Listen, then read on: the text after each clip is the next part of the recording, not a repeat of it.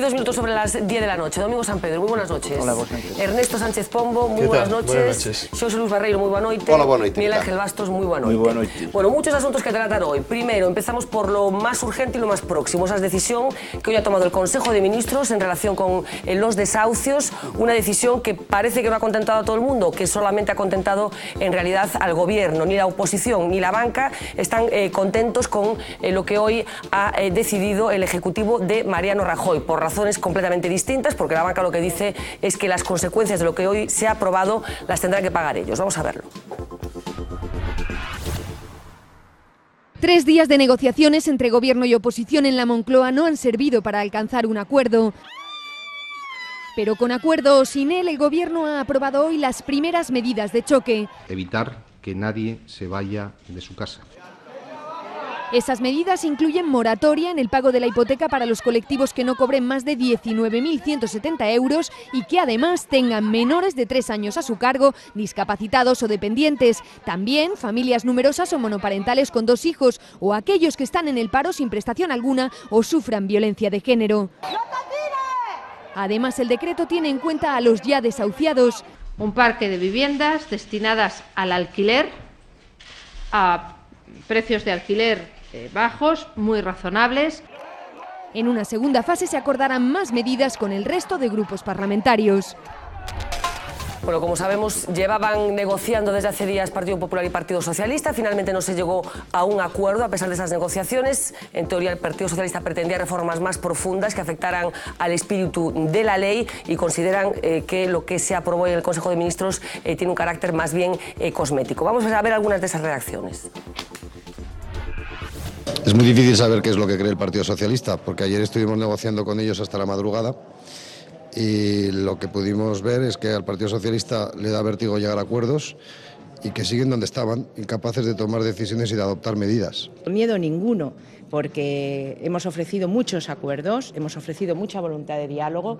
Esta vez se ha dicho sí y hemos estado negociando hasta el último minuto. ¿De acuerdo? Pero siempre, desde luego, nosotros aceptaremos acuerdos suficientes, no acuerdos insuficientes. Las valoraciones del Partido Popular y Partido Socialista, y nos interesaba especialmente escuchar lo que piensan de lo acordado hoy la plataforma Stop Desahucios, que como saben son los que llevan acompañando a las víctimas, digamos, desde hace muchísimos meses, por supuesto muchísimo antes de que el Gobierno y de que el principal partido de la oposición se percataran de que existía un problema social grave en relación con este asunto, un problema que se visualizó de una forma absolutamente cruda con ese suicidio de una exconcejala del Partido Socialista en Baracaldo la semana pasada. Vamos a escuchar a Stop Desahucios. No nos conformamos con 2 años de moratoria, porque es que a la vuelta de 24 meses vamos a tener el mismo problema. O sea, no estamos resolviendo el tema de raíz estructuralmente, de manera integral y con visión holística.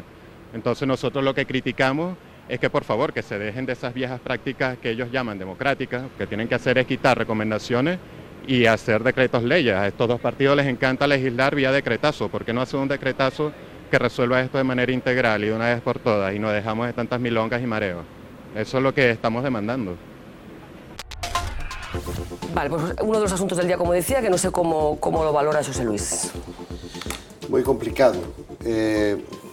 Teño a honra de que fun o primeiro que escribeu un artigo dicindo que íbamos por mal camiño cando se empezou este asunto. Digo rapidamente as cousas porque me parecía a min que era moi complicado. En primeiro lugar, porque hai unha descripción do problema moi elemental e moi mala, que é máis ou menos a dunha película de bos e malos. Hai un bo que é o que está no piso que vai ser desafiuzado de unha maneira cruel e violenta, sí. Hai un malo que é o banco que lle quere zugar o sangue e que ten toda a culpa de todo o sistema. E, por tanto, hai uns Robin Hoods na calle que son os que veñen a liberar. E todo isto non describe para nada cal é o problema. Porque a hipoteca non é un tema malo. O dereito hipotecario é o sistema a través do cual máis e mellor se financian as familias.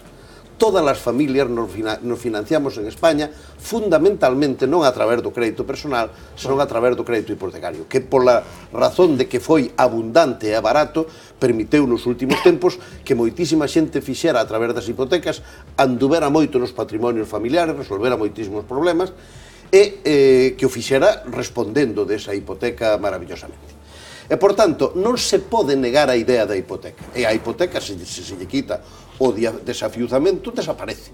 Porque a hipoteca non é máis que un préstamo con responsabilidade no propio obxecto do préstamo. Pero hai matices, porque en Europa é distinto, non? Sí, pero pequenos matices. A hipoteca non pode quedar sin pagar, porque senón hai que afianzar o crédito de outra maneira. E, por tanto, pasa, e este é outro tema moi importante, se toca por esa vía, cambia a hipoteca.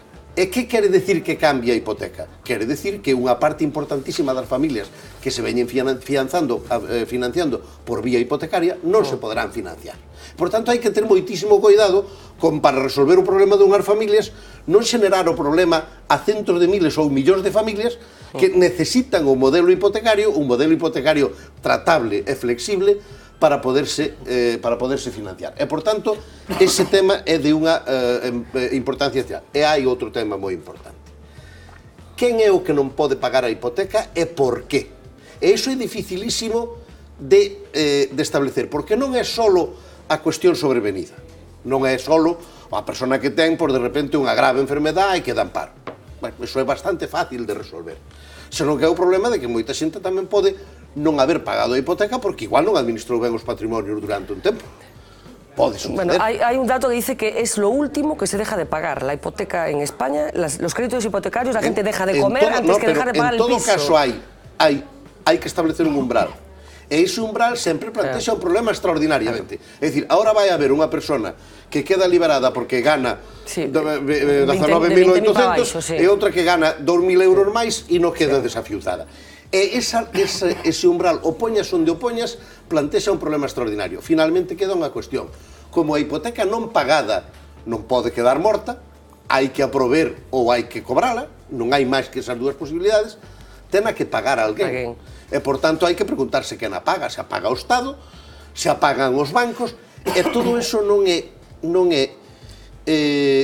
digamos, inocente a hora de establecer o que vai pasar a partir de aquí coa cuestión das hipotecas. E, por tanto, eu creo que estamos metidos nun enorme problema que non ven tanto pola dificultad do asunto, que é moi grande, só por a forma en que se plantexou. É que houbera sido moito máis posible axudarlle os que non poden pagar a hipoteca, crear formas de axudarlle a pagala, que dar a sensación que acaba de dar este señor, que es que lo que hai que hacer es acabar con que tú puedas hacer una hipoteca y luego la pagas si puedes y si no puedes no la pagas. A ver, Ernesto. Y esa parte es enormemente complicada. Vamos a discrepar profundísimamente, don José Luis, esta noche. No creo eso. Sí, sabrá usted.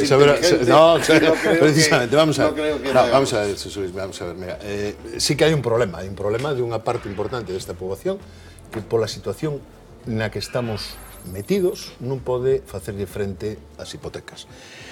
E hai un problema, ademais, con un dos sectores que máis se privilexiou da forma de gobernar e da forma da sociedade económica deste país e de outros moitos países que son o sector bancario. E hai moitos responsables, moitísimos responsables. Entre eles, os dous partidos políticos que hoxe intentaron chegar a un acordo. Este acordo que inexistente.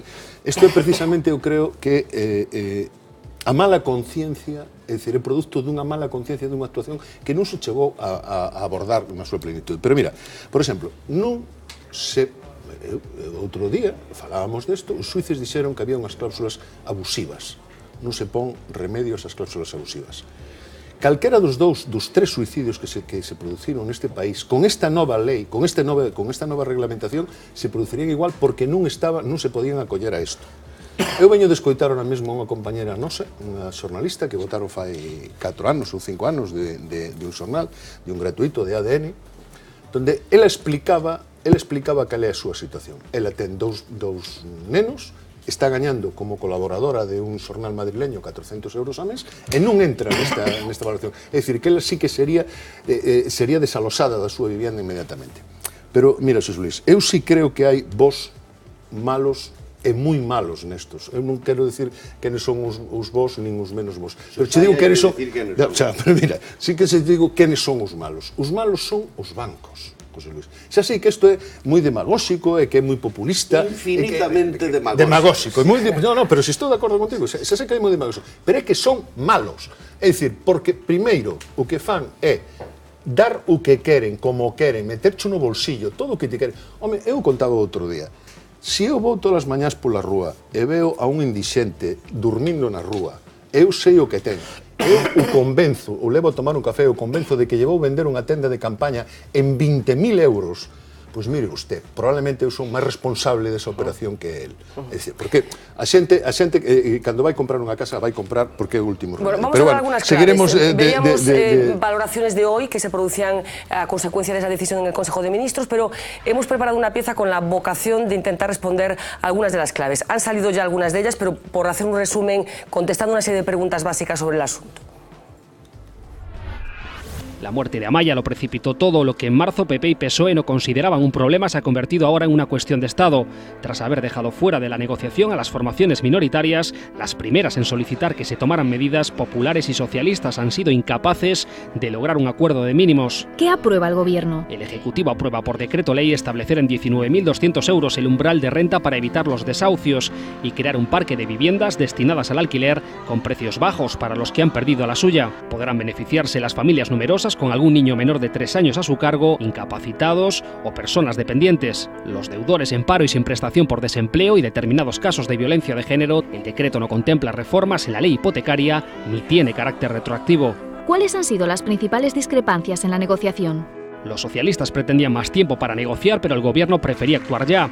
El PSOE apostaba por modificar algunas de las cláusulas de los contratos hipotecarios. Las considera abusivas. El Gobierno se opone y alega que podría encarecer los créditos y dificultar el acceso a la vivienda. Los socialistas pretendían ampliar la moratoria más allá de 2 años y aumentar el nivel de ingresos exigido.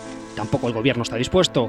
El Ejecutivo promete negociar ahora, tras la aprobación del decreto ley, las medidas con todos los grupos parlamentarios. ¿Cuántas hipotecas están suscritas en España y cuántas se han dejado de pagar? Según datos oficiales, en España están concedidas hipotecas por valor de 931.000 millones de euros. De ellas, los créditos impagados suponen el 3% del total.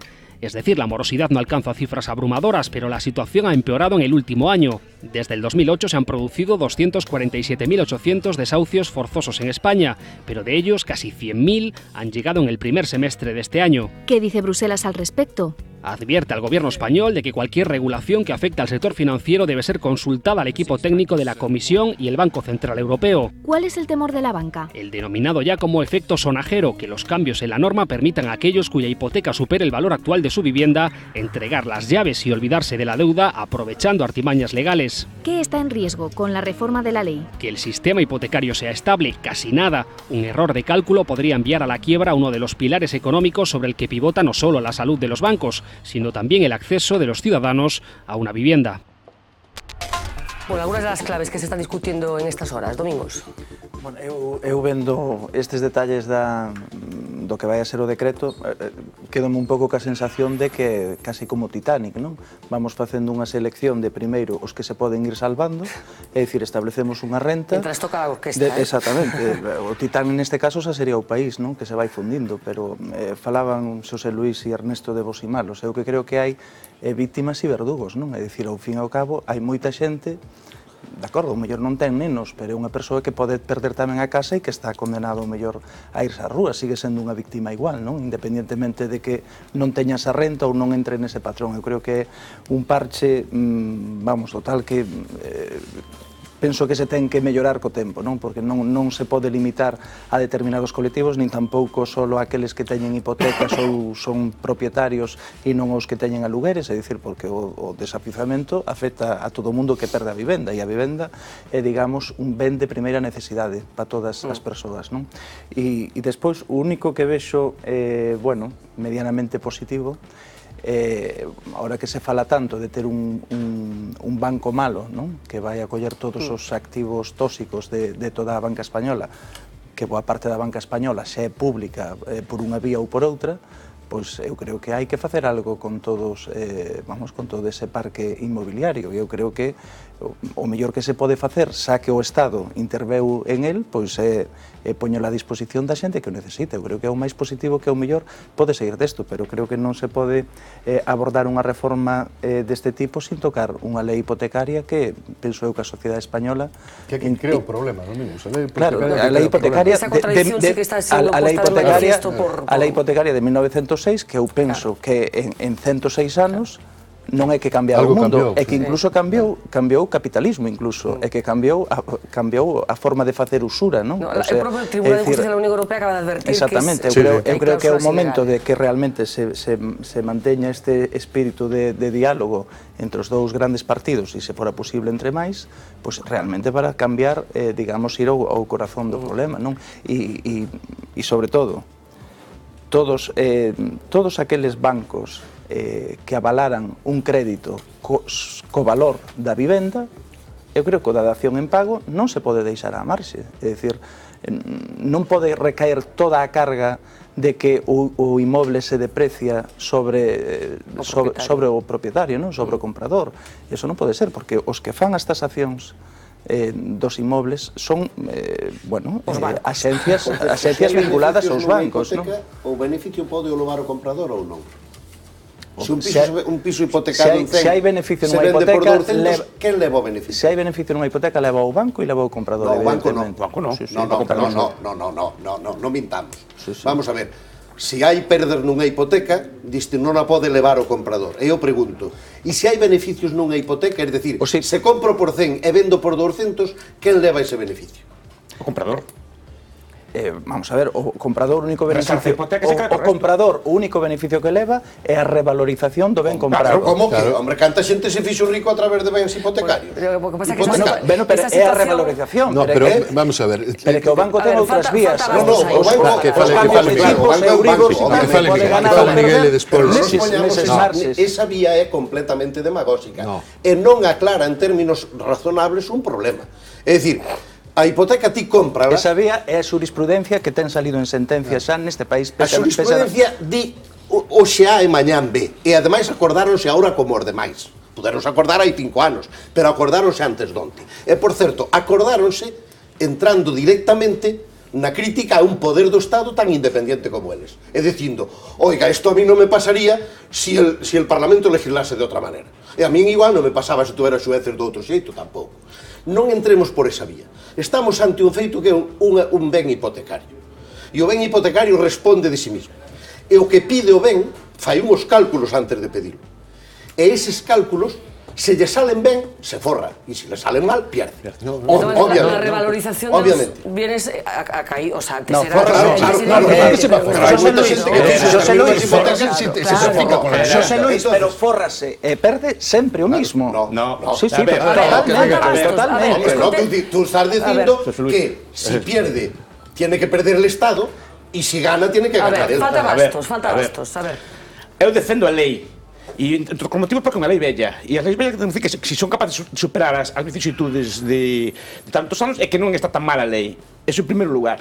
É unha lei que permitiu que o 70 e tantos % dos españoles teñan vivenda en propiedade. Cousa que en outros países de Europa non pasa. Non pasa porque aquí falamos moito de dación en pago, falamos moito de cousas así, pero en outros países de Europa non dan hipotecas como dan aquí. É dicir, non permitan ao cidadano normal comprar unha casa. Se os ciudadanos españoles poden financiarse con hipotecas relativamente asequibles e a prova está no éxito do modelo que boa parte da sociedade española é propietaria, é porque é dura. É dura, que pon as garantías moi duras, pero nesa dureza que te executan, esa cosa tamén está que é barato. Porque cando falamos de dación en pago, non decimos que en Estados Unidos a hipoteca só te dan por 50% do valor da casa. E aquí estamos falando 70, 80, 90 ou 100. Ou máis de 100. Ou máis de 100, pero permítete financiar que estamos vendo un impago un 3%. É dicir, boa parte da xente está pagando o que debe. É dicir, é un problema grave. Entonces, digo que non é mala lei. Eu estou con Xosé Luis Barreiro en que a persoa tamén ten que facer un test de estrés de si misma. Se non estamos poñéndonos por parvos, os que compramos un piso pequeno, eu veo personas, con todos os respetos, que se sei que é un drama, veo personas, lees ali na prensa, sueldos mitad de comeu, hipotecas o triple que a miña. Claro, tamén me gustaría vivir a mí nunha casa o triple de grande que vivo eu, pero dixen, eu fixen un test de estrés, dixen, a ver, que me pode ir mal a min. Claro, bueno, pero aí... No, pero vamos a ver, eu fixen un test, son os como a min, se hipotecaron por menos, se hipotecaron por pouco, son tontos. E depois outra cousa, un momento, que facendo cos alugueres tamén estamos despesando, que como se di en galego, as casas dos que non pagan os alugueres, tamén expropiamos aí nese caso, quero dicir, tamén é un drama. Entón, aquelas persoas sensatas que decidiron, por exemplo, non hipotecarse por moito, decidiron, mira, isto pode ir mal, non teño moito dinheiro, vou a vivir de aluguer, que son estúpidas ou así, porque llevan a seguir mantendo a outras persoas. Que non estou hablando de un drama. E despois un punto, aí o que lle quita forza ao goberno é o do banco malo, que non pode ser que o mismo día, exactamente, que se aproba isto, que se lle aproba un banco malo, que o banco malo consiste en comprar... Que devaloriza... No, o banco malo consiste en comprar por riba do precio do mercado o valor das vivendas. É basicamente un banco malo, outra axuda a banca máis. E depois, cando falamos do malo e do bo, hai que recordar que boa parte dos bancos que están despesando as casas son Estado, son del FROF, son bancos estatais. O sea, que miramos o malo, miremos o poder político. El primer razonamiento tuyo me ha impresionado mucho. Es decir, es una ley de 1909 y entonces, como ha llevado tanto tiempo, vale. Hombre, recuperemos leyes de 1909. Dejemos que las mujeres no vayan a votar.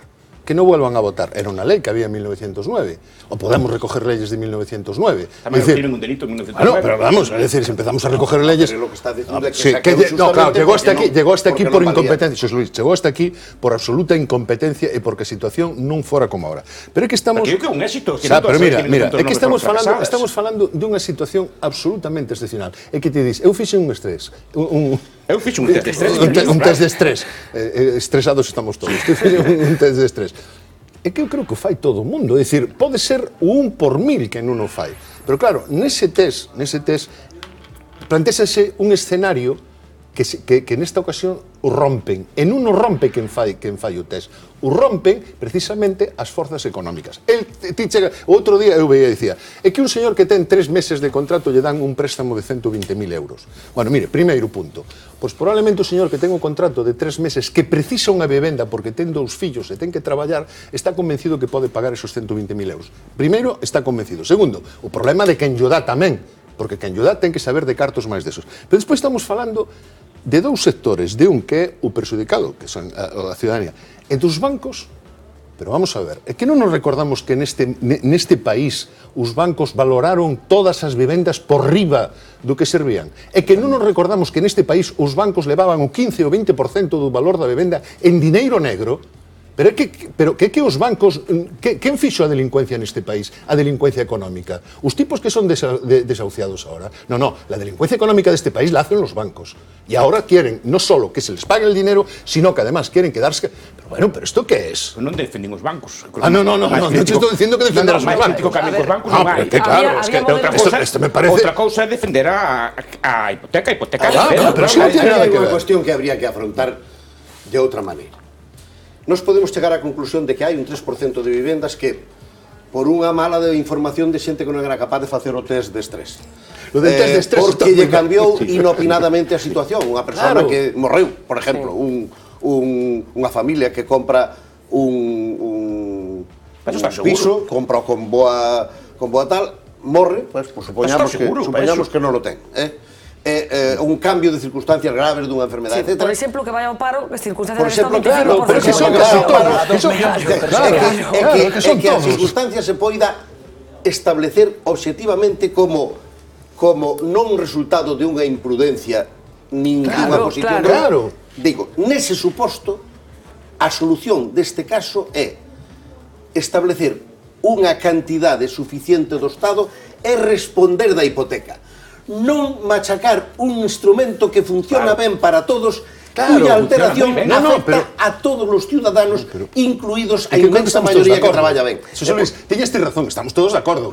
É que eu supoño, eu dou por suposto. O problema que estamos aquí é ante un problema que altera o modelo de hipoteca. É que eu dou por suposto que a xente que non pode... Iso afecta aos que apagan tamén. Claro, pero e aos que van a pedir. E por tanto, o que hai que facer é, se hai un tío que ten unha necesidade e non pode pagar a hipoteca, páguesele. Mira, los 500.000, Xosé Luis, os 500.000, eu parto dun feito, que os 500.000 familias deste país que foron retiradas as vivendas... Eso non son correctos.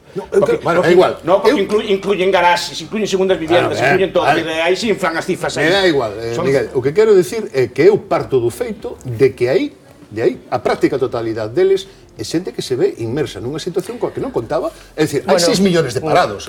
Se esa situación é obxectiva, resólvase. Por que non se fai? Por unha razón moi sencilla.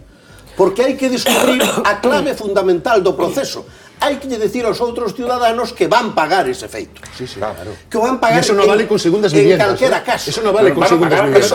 Eso pasa en calquera caso. É dicir, alguén vai pagar estas hipotecas. E, por tanto, se alguén a vai pagar, digamos a xente que vai pagar, que vai pagar, a que non vai pagar, que non vai pagar, e non estropeemos o sistema. Por qué? Porque estropeando o sistema non imos resolver este problema, a prova é que estamos nun umbral que non é operativo, e, en segundo lugar, imos crear un auténtico rebumbio sobre un modelo hipotecario que vai facer que nos próximos anos será casi imposible financiarse familiarmente, salvo por os moi pudientes, a través do mercado hipotecario. Tenemos que cambiar de asunto. Un comentario pequeño, que queda la huelga. Estas personas que ahora se queixan nunca tendrían a oportunidade de ter unha hipoteca. E os outros colectivos que ahora se fala deles, de personas con discapacidade, etc., non van ter unha hipoteca nunca no futuro. Claro, pues que a lo mejor el error consiste en por qué se forzó que todo el mundo tuviera una hipoteca. No es la pregunta que a lo mejor hay que hacerse. No. A ver, había un tipo de hipotecas que eran las hipotecas de bienvenida que se le daba a los inmigrantes que llegaban a España, que con 3 meses de estancia en España y con un trabajo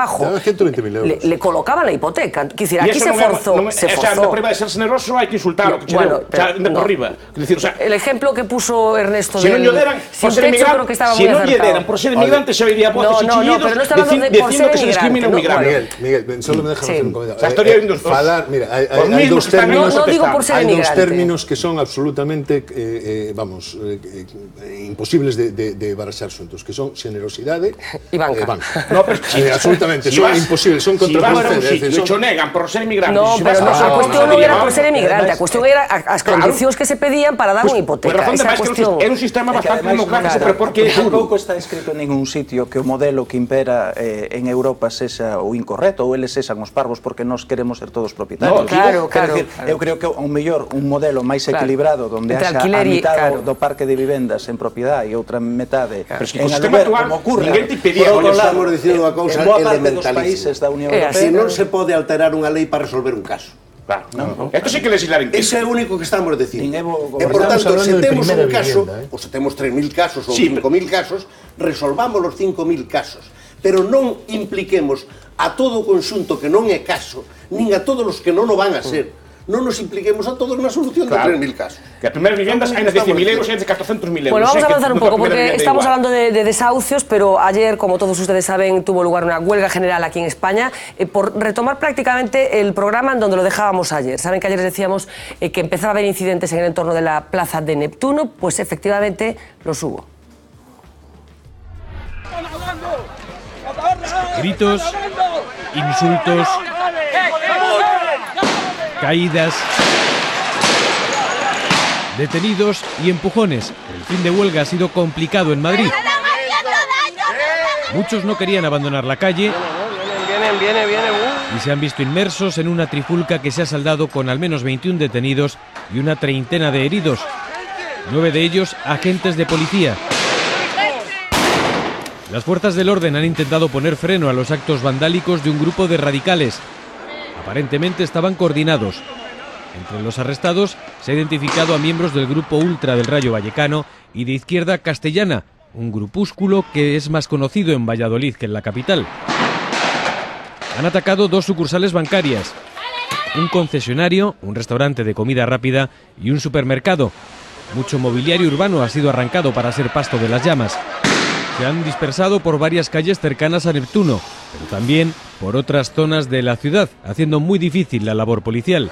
Quiero esta zona limpia, no quiero nadie aquí en la calzada. A pesar del impresionante despliegue, los enfrentamientos se han prolongado durante más de 2 horas. Bueno, pues se apuntaba en este vídeo, pero efectivamente la policía responsabiliza a los grupos más ultra del Rayo Vallecano, conocidos como bucaneros, de los incidentes que tuvieron lugar ayer por la noche en Madrid. En concreto, la Brigada Provincial de Información parece que lleva meses siguiendo a este colectivo, a los que también relaciona con los incidentes que hubo en aquella otra concentración, el 25S, aquella famosa, recordarán, de Rodea el Congreso. Sostiene que alrededor de 300 miembros de los bucaneros están detrás de los graves incidentes que se han producido en las manifestaciones de Madrid en los últimos tiempos. Se han producido ya registros en las sedes de estos grupos, como decía, vinculados al Rayo Vallecano, y se han incautado en las últimas horas de material, en principio, según la policía, preparado para enfrentarse a los agentes y detectado ya antes en otras manifestaciones. En concreto se habla de bengalas, de cohetes, de petardos de gran potencia, de botes de humo, palos de madera, afilados a modo de lanza, algunos de ellos, bates de béisbol, tornillería de gran tamaño, etcétera, etcétera, etcétera. Como decíamos,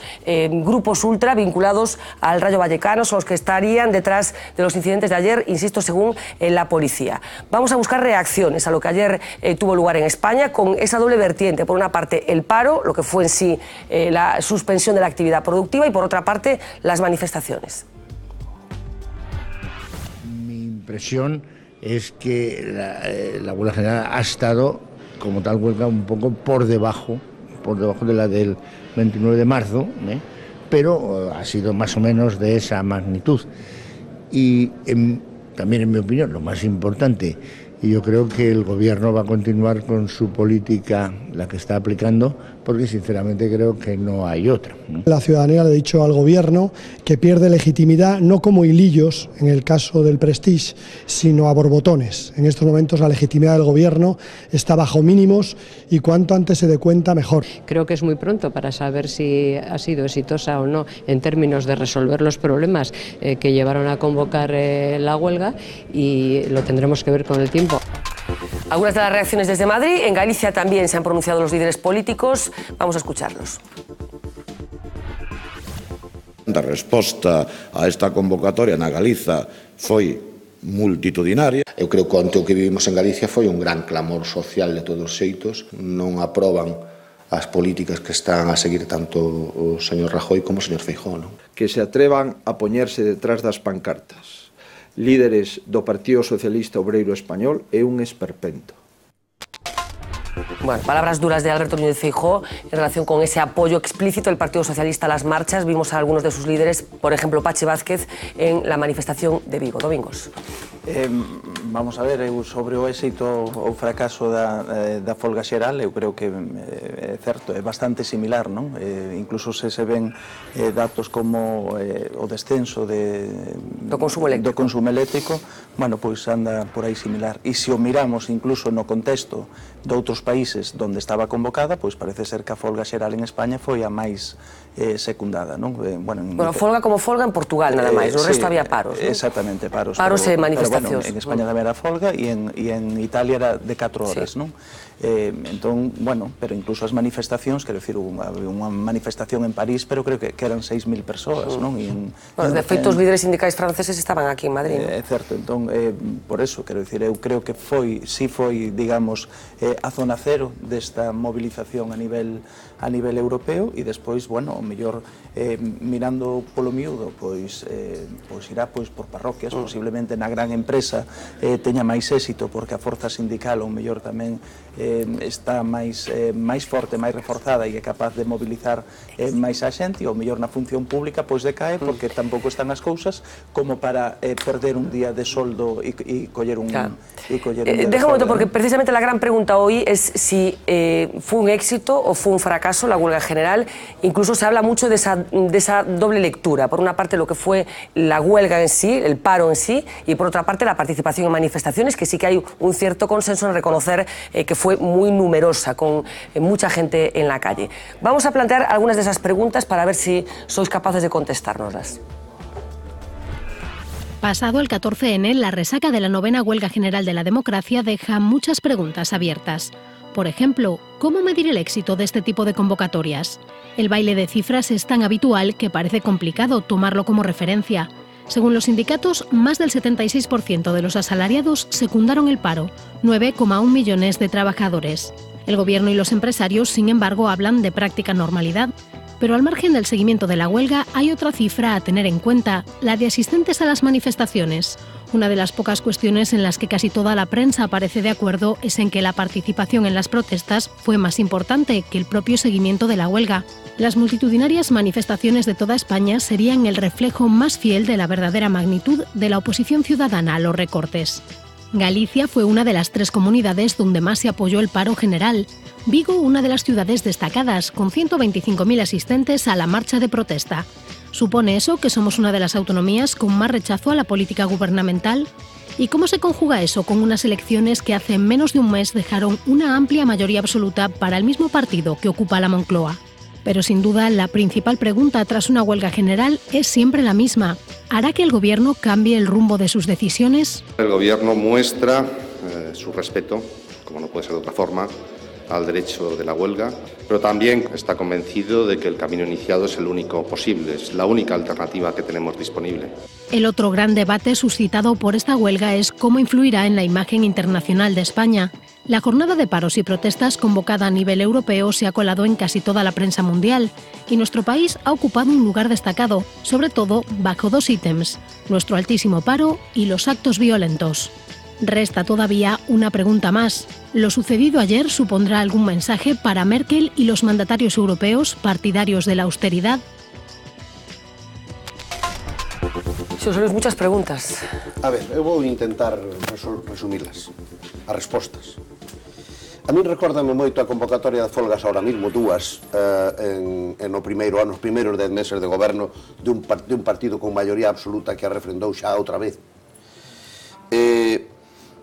Recórdame moito a aqueles partidos que no tempo nos anos 80, durante o final da transición, pedían a abstención aos electores. Eran partidos que non tiñan un solo voto e pedían unha abstención que sabían que se producía naquele momento por en torno do 45 ou do 50%. E logo trataban de decir que eran eles os que forzaran esa abstención. Bueno, pedir ahora mismo que a xente salga á rúa e creerse que a xente sale á rúa é como o burro que pensa que as gaivotas voan por ele e non polas sardiñas. Exactamente igual. É dicir, non hai ni un manifestante que lle fixera caso onte a Cándido Méndez ou a Toxo. Ni un. A xente que vai a manifestar un sentido xeneral de protesta contra unha situación que non entende, non se explica. Por certo, non se quere explicar, nin tampouco se quere entender. E vai a intentar maximizar máis ou menos o obxectivo dunha protesta. Se podemos conseguir que nos rebaixen un pouco menos en vez de un pouco máis, ou nos cambien antes o IVA ou nos modifiquen antes o IRPF, mellor. E se non, seguimos pagando, que para iso estamos, e para iso seguimos votando as políticas que se están facendo, porque aí se recordaba ahora mismo o que pasaba, o que pasou hai 20 días en Galicia. A maior parte, vamos a ver, un 30 ou un 40% das persoas que ontes estaban na rúa son votantes do PP. A ver se nos enteramos. Non hai outra conta posible. E, por tanto, non ver eso é como non ver nada. A segunda cuestión é enormemente importante. Mentre estaba sucedendo todo eso, estaban aprobando os presupostos xerais do Estado para o ano que ven. Iso é o importante. Iso é o que ten valor político. E iso é a política que se discute. Que se pode facer e que non se pode facer. E decir que hai alternativas fora do sistema neste momento é un suicidio. E, por tanto, como as alternativas se discuten no sistema, o importante de onte é que se aprobaron os presupostos xerais do Estado. Por certo, para iso debe ser para o que mira Merkel. Hai un disparate que ofende, que é o tema da perda da legitimidade. Pero como se vai decir que gana legitimidade nun modelo democrático unha algarada frente a unha elección? Mariano Rajoy ten unha elección mayoritaria detrás e unha maioría absoluta no Congreso. E compite electoralmente repetidas veces. Hostia, nos últimos 10 meses 3 veces, ou 4 veces, 5 veces. 5 veces ten competido. Bueno, e agora veñen estes outros e dicen, salí a la calle con unos cuantos enfadados e le quité la legitimidad. Pero como pode dicir eso un diputado da nación? Que é o señor Llamazares. Hai que tener moitísimo. E finalmente estemos recordando la justificación última de todo. Hagamos un referéndum y preguntemos a la gente, ¿a usted le gusta más cobrar más o cobrar menos? Y sacamos finalmente el resultado de que a la gente le gusta cobrar más y le pagamos más. Pero hay que tomarse las cosas en serio. Y yo creo que el éxito de una huelga, termino con esto, el éxito de una huelga no se mide por la cantidad de gente que sale, sino por el enfoque que tiene la huelga. como la importancia de un programa de televisión no se mira por la gente que lo ve. Y por tanto, desde esa perspectiva, nosotros podemos tener menos audiencia que algunos programas de España del corazón, pero somos más importantes que todos. Bueno, ¿Y por qué? Pues porque no se mide por eso solo. No tiene nada que ver eso. Finalmente, ¿qué sucede detrás de estos acontecimientos que se empiezan a repetir, que tienen una organización festiva, funcionan por la mañana pero no funcionan por la tarde, la gente está esperando a que pase la manifestación para abrir las cafeterías? No se puede seguir engañándonos sobre este tipo de movimientos. En este momento tenemos un sistema, un problema enormemente grave y hay que tratarlo políticamente en serio. Ahí está. A ver, pues, efectivamente, eu creo que hai un problema tremendamente grave neste país e que hai millóns de cidadáns que non están de acordo coa forma con que se está tratando. E sobre todo non están de acordo con unha cousa. Mira, Xosé Luis, é certo que Mariano Rajoy ten maioría absoluta, pero ten maioría absoluta con un programa que non está executando. Mariano Rajoy ten maioría absoluta con un programa que tirou a papeleira o primeiro día que se sentou na Moncloa. E que el mismo, ademais, é que é unha cousa absolutamente kafkiana nunha democracia, é absolutamente kafkiano que un presidente de goberno saia elixido con un programa e 3 días despois diga no, pues é que non o vou tomar porque sei o que teño que facer e ademais non hace nada. É dicir, la señora, e non lo digo yo, lo dice la señora Esperanza Aguirre, muriéndose de risa. También dijo que no iba a subir el IVA y es que no ha hecho nada, absolutamente nada de lo que dijo. Entonces vamos a poner la mayoría absoluta de Mariano Rajoy, vamos a ponerla de momento en entredicho, por una cuestión fundamental, porque a lo mejor si Mariano Rajoy se presenta con el programa que está ejecutando, yo a lo mejor no estaba convencido de que tuviera mayoría absoluta. Concordo contigo, Xosé Luis, nunha cousa. Efectivamente, eu creo que, incluso discrepo de ti nunha cousa. Mira, Cándido Méndez Toso si levaron xente, polo menos os responsables sindicatos da burocracia, sindicatos que é mucha portada, pero é verdade los que tienen bandera los llevan ellos. Aí estamos pero é verdade que eles non levan xente, pero é que sí que a xente eu creo que tomou o día de folga, a xornada de folga como unha maneira de expresar máis que nada, máis que no paro, que eu creo que foi moi normal e moi suave, máis que no paro nas manifestacións. E non teñes a menor dúbida de que os 65.000 ou 100.000 persoas que salen na Coruña, os 125.000 de Vigo e tal, é xente que está absolutamente cabreada co sistema que se está levando ahora mismo. Vamos a escuchar a gente, porque hemos hecho encuestas en algunas de las ciudades en las que ayer tenían lugar esas manifestaciones para que nos valoraran ellos también si lo de ayer fue un éxito o un fracaso y sobre todo, se supone que es el objetivo de una convocatoria como la de ayer, si va a servir para cambiar algo. Nos dijeron esto. No. Non estiven. Sí. Yo no. No. Hombre, ya faltaría más. Iba otra vez. No. Sí, por supuesto. Sí, claro. Ay, no fui. Estuve trabajando. Es mi manera de hacer huelga. No sé, ni fu ni fa. Yo creo que no valió de nada. Máis ben foi un fracaso. Debía de haber dividido máis xente da que foi. Home, eu penso que é favorable. Penso que foi un fracaso, pero máis que nada por medo. Supongo que todo que sea protesta será un éxito. La mayoría de la gente no ha cerrado, ha estado los negocios todos abiertos, o sea que para mí ha sido un fracaso. Pues un fracaso por los datos que dieron. Éxito rotundo. Por lo menos en Vigo yo quedé impresionado. Hombre, ojalá fuese un éxito. Ojalá. Yo creo que fue un éxito, por lo menos en Vigo parece que fue mucha gente. Y que, claro, no va a tener ninguna repercusión. Pero, por lo menos, xa saben que a xente non está conforme. Es una buena pregunta. Pois eu coido que sí, a ver, ao mellor non a corto plazo, pero a longo plazo penso que sí. Creo que sí, creo que deberíamos luchar todos, sobre todo los jóvenes. Todas sirven para algo, por lo menos para que la gente tome conciencia. Para que la clase obrera y tal no pierda todos los derechos que está perdiendo. No sé, complicado, no creo que tengamos mucho margen de maniobra. Sé que hay mucha gente que lo pasa mal, y igual que yo, no le voy a contar a nadie mi vida, pero creo que hacer huelga es como un día perdido. Espero que sí, si no, no sé.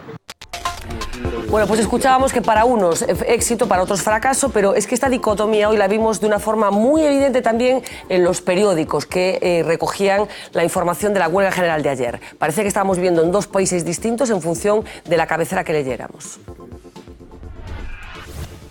Leemos la prensa nacional y no parece que vivamos todos en el mismo país. Así resume la jornada de huelga La Voz de Galicia. Marchas multitudinarias y paros desiguales en la jornada de huelga general. Más entusiastas fueron El País o El Comercio de Asturias. Cientos de miles de personas exigen en la calle a Rajoy que rectifique. Aunque según otros medios de comunicación, esos cientos de miles de personas no existieron. De fracaso en fracaso, España prefiere trabajar.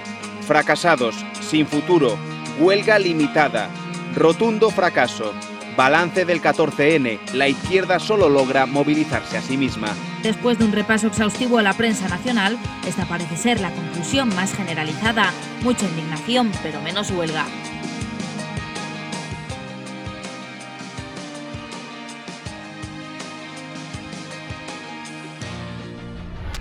Bueno, las líneas editoriales que llegan hasta los enfoques de una forma tan brutal para que se considere que una cosa que sucedió objetivamente tiene que ser interpretada de una forma o de la forma contraria.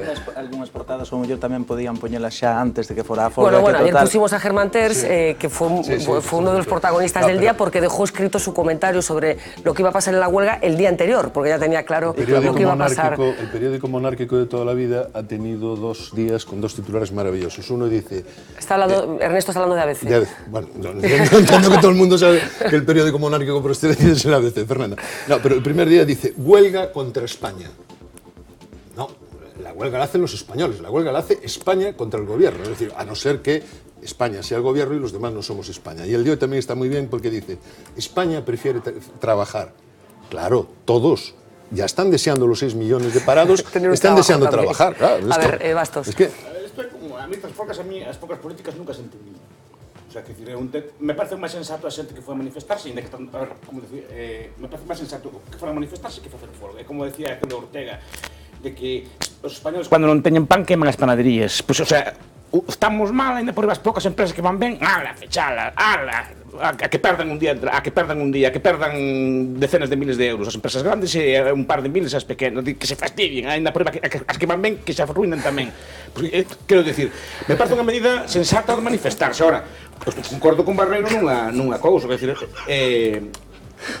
o contido, que pedía a xente? Decir, a xente estaba moi ben, se manifesta, pero a que propostas daban? Porque a mí o que me importa non que haya moita xente na rúa, porque xente na rúa é por moitos motivos, e me parece ben que se manifesten, me parece todo o estimo que quere, pero eu como me gusta saber o que pide esa xente, e se eso que piden pode ser dado, e se eso que piden ainda vai ser máis desastre, porque o que me temo o que pedían outros líderes sindicais, me temo que pedían onte boa parte da xente que se manifestaba de boa fe, ainda iba a agravar máis o desastre, porque me temo que en vez de eu cando veo os suizos facendo unha cousa parecida, cando veo os alemán facendo unha folga e parando e así, pues empezaré a creer nesto, porque cando veo a España, Portugal e a Grecia parando, digo, ui, vamos por mal camiño, temos malos referentes. É dicir, cando veo a España imitando o que imitou Irlanda, que está nunha crisis peor, e está salindo dela nestes momentos, entón empezaré a ver que estas folgas valen para... A ver, Ernesto. No, me sorprende muchísimo, Miguel, que no sepas lo que pedía la gente ayer en la calle. Sí que o sei. No, claro, pues ya se me... Mira, lo que la gente... non estaba artellado en un programa. No, pero vamos a... No, claro, lo que pide... No, o que pide é sentido común. Que te gaste máis dinero en ti. No, claro, o que pide é sentido... Miguel, o que pide é sentido común. É dicir, que non se diga que non se van subir os impostos e que se suban os impostos, que non se cargue que non se este dando cartos para rescatar os bancos e que se este pateando a xente da rúa, que non se gasten cantidades astronómicas en circuitos de Fórmula 1, en ciudades de la cultura e en aeropuertos de vuelo, e que haya que pagar a sanidade. Piden cousas moi elementais, o sea, cousas... De todas maneras, hoy curiosamente, al día después de la huelga general, se hacían datos del crecimiento, por decir algo, de crecimiento de la Unión Europea, y parece que las políticas que se están aplicando en toda Europa no van bien, porque los resultados son estos que vamos a ver en un gráfico. No solamente tienen problemas las economías del sur, que tenemos el San Benito colgado desde hace muchísimo tiempo, sino que la economía de la zona euro entra en recesión y son ahora los países del norte los que están instigando esta política de austeridad, los que están pinchando. De hecho, el Banco Central Europeo ha revisado a la baja sus previsiones de crecimiento para toda el área, mientras eleva los índices de inflación y de desempleo. Estamos hablando ya de toda la eurozona y no solamente de los países del sur. O sea que las políticas de austeridad parece que algún problema están teniendo. Domingos. Sí, y vamos a ver, preguntabas antes de qué resposta, se ten capacidade de resposta ao goberno a esta folga. Eu creo que non, a resposta ten que vir, creo que do seno da Unión Europea, pero eu creo que sí hubo un pequeno cambio do discurso, da modulación de como se din as cousas por parte da Comisión Europea, non? Cando antes coitamos a Olli Rehn dicindo que non se vai a ir... Curiosamente ayer. No, por eso, quero dicir, pero claro, que Xosé Luís fala de que os gobernos están asentados na súa legitimidade e que non se pode ir contra o sistema e fora do sistema tal, pero vamos a ver, unha folga xeral é unha resposta do propio sistema. Os sindicatos son sistema ou non son sistema? Eu entendo que sí. É dicir, eu creo que as folgas xerais é unha forma de controlar o propio sistema a si mesmo. Entón, quero dicir, non é unha folga xeral, non é nada antisistémico. É dicir, existen desde hai moito e están aí para que o propio sistema ten os seus mecanismos de regulación.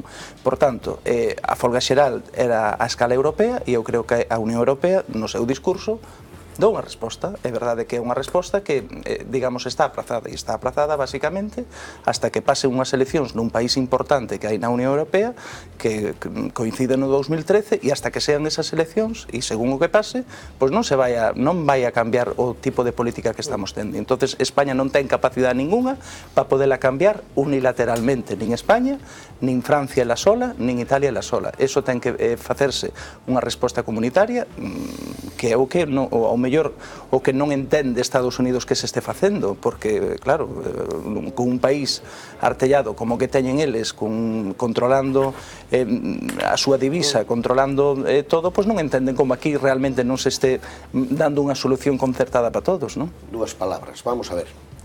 Tan de acordo estou en que os sindicatos son sistema que non me explico como ninguén lle reclama aos sindicatos o seu papel nos últimos 10 anos. Ou é que os sindicatos non teñen ningunha responsabilidade en como chegamos hasta aquí? En todo isto das hipotecas e todo isto, os sindicatos non teñen nada que decir. Como actuaba a UGT hai 10 anos? E de la gestión de las cajas. Sí, de todo eso. É dicir, os sindicatos son profundamente responsables de esta situación. E, por tanto, estarse votando nas mar do demo ahora mismo. O que pasa é que están pasando de rosita sobre a cuestión porque a xente que lle interesa neste momento é manifestar a indignación e non as alternativas.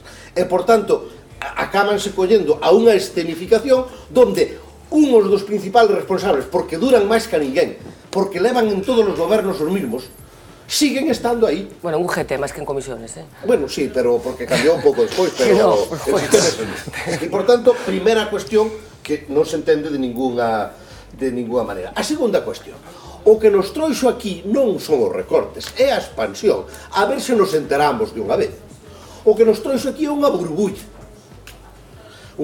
económica que ten unha manifestación sobranceira inmobiliaria e ten outras manifestacións igualmente de recantamento da economía da mesma naturaleza. Este país non está así por non gastar, está así por gastar. É que está desfacendo un diagnóstico absolutamente equivocado.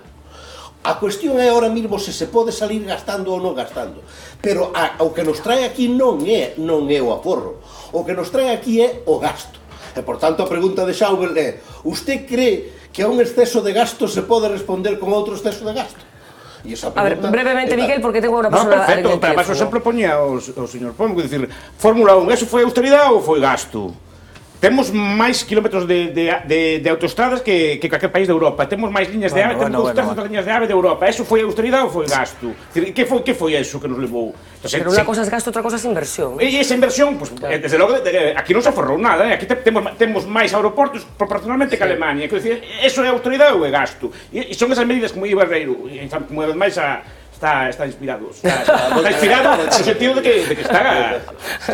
Pero dejadme que ampliemos un poco, porque nos gusta en este programa destacar siempre los trabajos bien hechos, y si es de gente joven, muchísimo mejor por aquello de que representan el futuro. A ver si les gusta esta imagen que tiene que ver con la manifestación de ayer en la ciudad de A Coruña.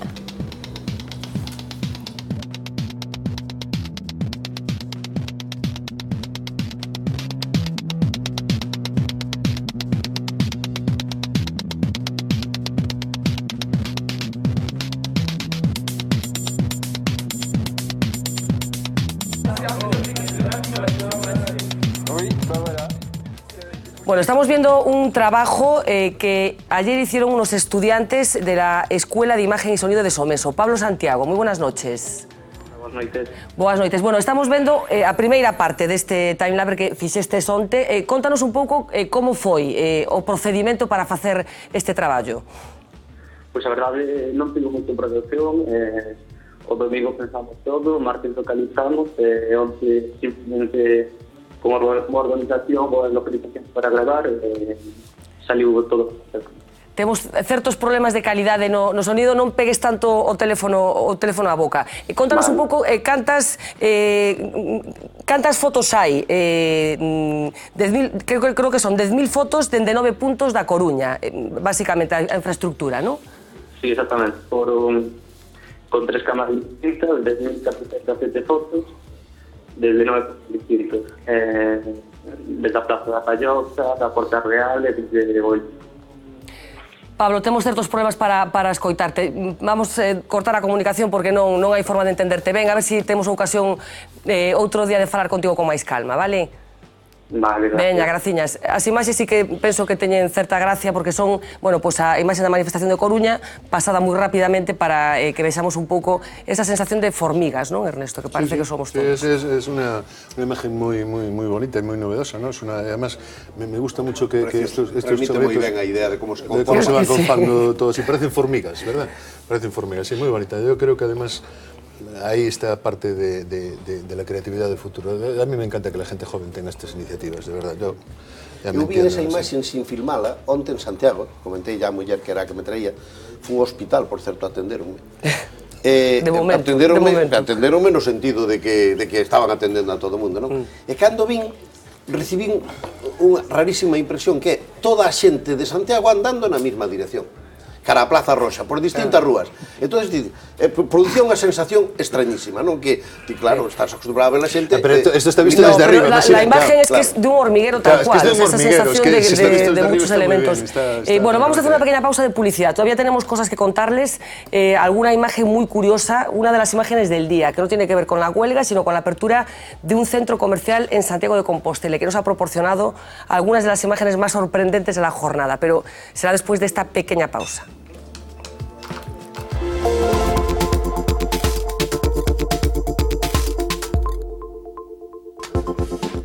Bueno, último tramo del programa de esta noche, pero queríamos compartir con ustedes una pieza estupenda que ha hecho Mila Méndez, lo que llamamos parecidos razonables, porque se trataba de comparar la depresión que se generó en España después de lo que se llamó el desastre del 98 y la que se puede estar viviendo en estos momentos como consecuencia de esta gran crisis económica.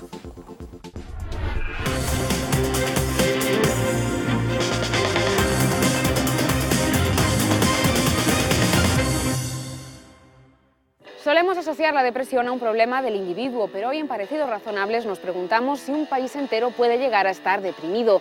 La actual situación económica y política de España han llevado al país a una crisis de autoestima sin precedentes. O puede que no. Hace un siglo la pérdida de Cuba ante Estados Unidos no solo provocó un desastre nacional, sino también la desmoralización de todo un pueblo.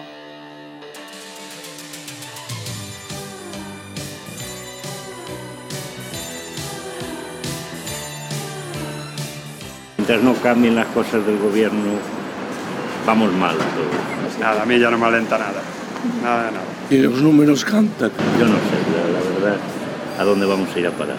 El abatimiento se extiende entre los españoles en la misma proporción que lo hace la cifra del paro, la subida de los impuestos o la reducción de los salarios. Lo reflejan las encuestas y también los ánimos de cada vez más ciudadanos. La autoestima de un país que ha pasado de ser un referente a estar a las puertas del rescate internacional es cada vez más baja. Y hoy todos nos preguntamos, ¿qué es lo que hemos hecho mal? A democracia trouxo a idea de que España comezaba a reencontrarse outra vez co mundo internacional, incluso acuñou aquela idea de España va bien.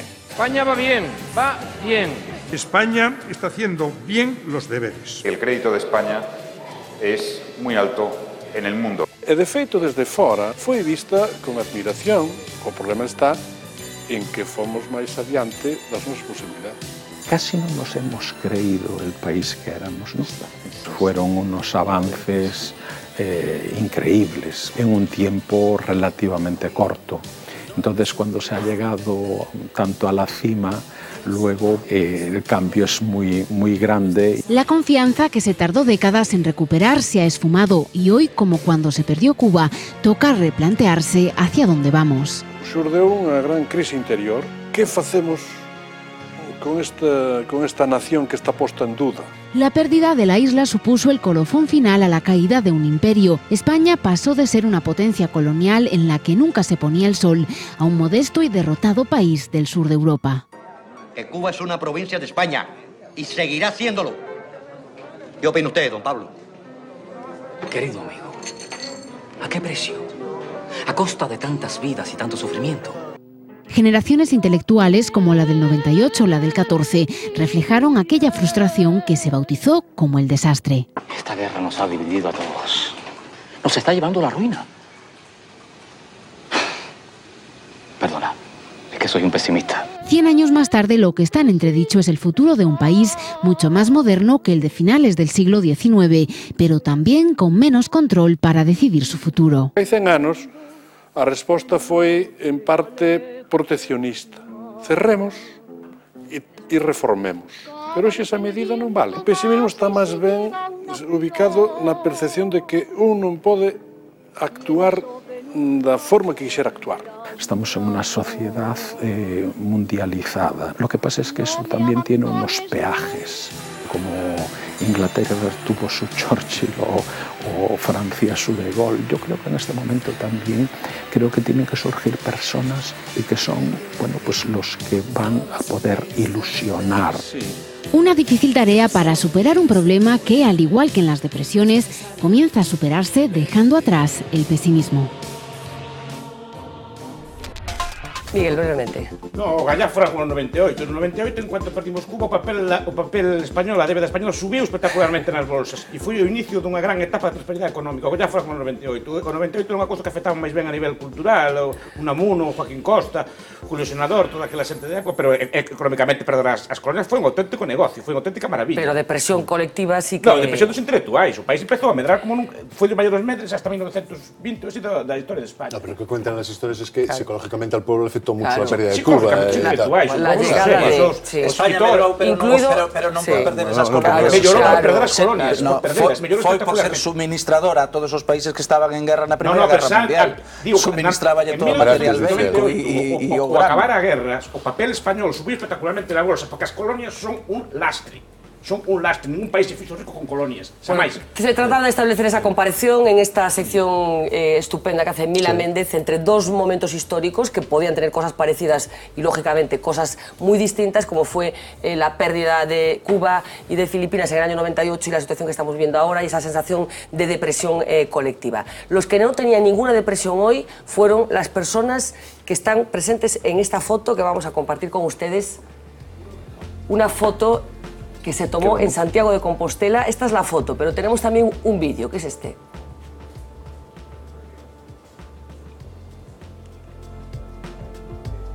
Bueno, cientos de personas que se concentraron en las puertas de un nuevo centro comercial, el de As Canceras, como decíamos, en Santiago de Compostela, para ser los primeros en entrar. Nos llamó la atención porque no es muy habitual en estos momentos ver este ejercicio superlativo de consumismo representado, como decíamos, en esta imagen de gente corriendo para entrar en un nuevo centro comercial, que ya casi se ha convertido en noticia. Dos cositas muy breves. La primera, a mí me gustaría que una generación de intelectuales como la que se dio a principios del siglo surgiera de este desastre, fuese capaz de restaurar o reencontrar una idea de España. Ahora uno de los grandes problemas que tenemos es que no tenemos intelectualidad y por tanto esa parte. Esta gente, vosotros no os dais cuenta porque no tenéis experiencia en el análisis político. Estos están diciendo no a los recortes. No, que o mellor había que completar esta imaxe e tal con outro gran centro comercial que hai en Santiago que queda totalmente baleiro, non? É dicir, que ese é un pouco a clave, que ademais o Concello que non sabe xa que facer con el, porque vai a quedar... Isto é unha política expansiva. Ademais era un centro comercial cuberto, que en Santiago é un sitio onde chove bastante, tantos que vivimos ali sabémolo, é dicir que non hai sitios no inverno moitos a donde poder ir cos cativos, e é un sitio que ofrecía como unha... Con los cativos a los centros comerciales non sei yo, non sei yo. Pero sí, hai... No, pero iba de paseo. Vamos a irnos corriendo a ver a Uxía Rodríguez para que nos dé los últimos titulares de esta intensísima jornada informativa, así que Uxía, adelante. ¿Qué tal? Muy buenas noches de nuevo. No sucedía desde 1991 durante la Guerra del Golfo, pero hoy las alarmas antiaéreas de Tel Aviv han vuelto a sonar. Un ataque con cohetes palestinos lanzados desde Gaza ha puesto al corazón económico de Israel en alerta. La gente, presa del pánico, se tiraba al suelo. El ejército israelí ha asegurado que ningún explosivo tocó tierra, pero es probable que un cohete cayese al mar en los alrededores de la ciudad. Otro podría haber sido interceptado en el aire por el sistema de defensa antimisiles. Esta tarde una frase de José Bono en Cataluña ha hecho saltar la polémica. El expresidente del Congreso dijo literalmente: cuando en Alemania empezó a ser sospechoso tener dos identidades, la catástrofe se avecinaba. Cuando ser alemán y judío empezó a ser sospechoso, las cosas empezaron a ir mal. Acto seguido le preguntaron si estaba comparando la Alemania nazi con el envite independentista de Cataluña. En ese momento matizó sus palabras y aseguró que las personas pueden tener varias identidades.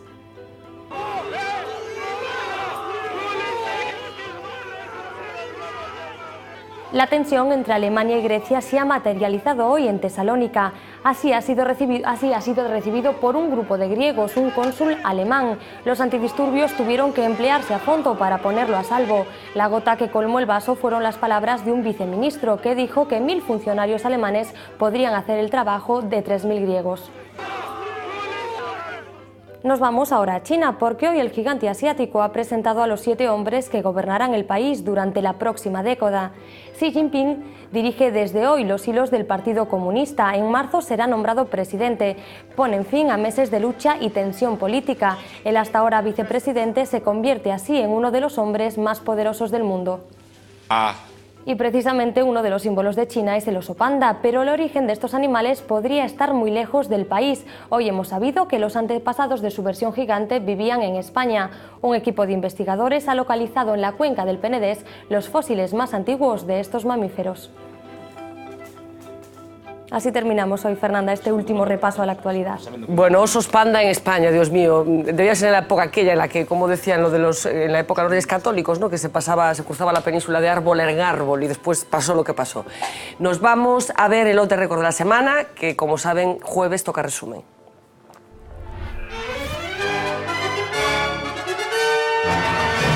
Off the Record. Esta ha sido una semana de esas en las que la actualidad se ha confabulado para darnos tantos protagonistas que apenas alcanzamos a nombrarlos. Ana Botella firmando un documento en defensa de la sanidad pública, de Guindos hablando de nuevo de brotes verdes, las lágrimas de Mangouras, o alguna que otra confesión sorprendente por parte de nuestro antiguo sector financiero. Yo le reitero varias veces que no tengo formación, que ni siquiera soy economista, que llevo la economía de mi casa y punto. Y eso que todo comenzaba bastante bien el lunes. Y es que en una semana marcada por una huelga general siempre es positivo que desde la policía se mande un mensaje tranquilizador a la par que tierno. No somos Robocop, somos seres humanos que llevamos un uniforme, que somos representantes de la autoridad, pero en el fondo tenemos nuestro corazoncito. Y afrontamos la semana con cierta tranquilidad. Que somos nosotros, claro, porque a Mariano Rajoy le tocó sufrir los efectos de sus ruidosas compañías. Pero la huelga llegó, con ellas las protestas,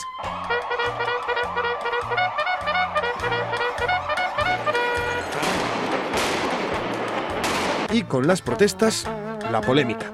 Un menor de 13 años resultó afectado de manera fortuita en una situación, repito, de accidente, cuando no había ninguna intención, evidentemente, de usar la fuerza contra esta persona. Y es que viendo estas declaraciones parece que mientras buena parte de la población española veía y escuchaba esto,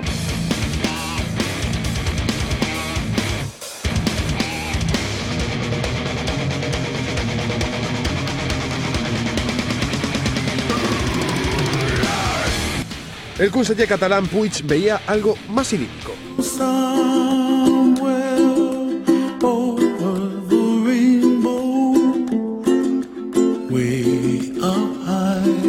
Al menos esta vez no hemos dejado nunca de ser sus amigos. No es prudente, desde el punto de vista de la táctica y la técnica policial, que yo le diga al enemigo para eso no hay fuerzas. Que la verdad no es poca cosa. No somos Robocop, somos seres humanos, pero en el fondo tenemos nuestro corazoncito.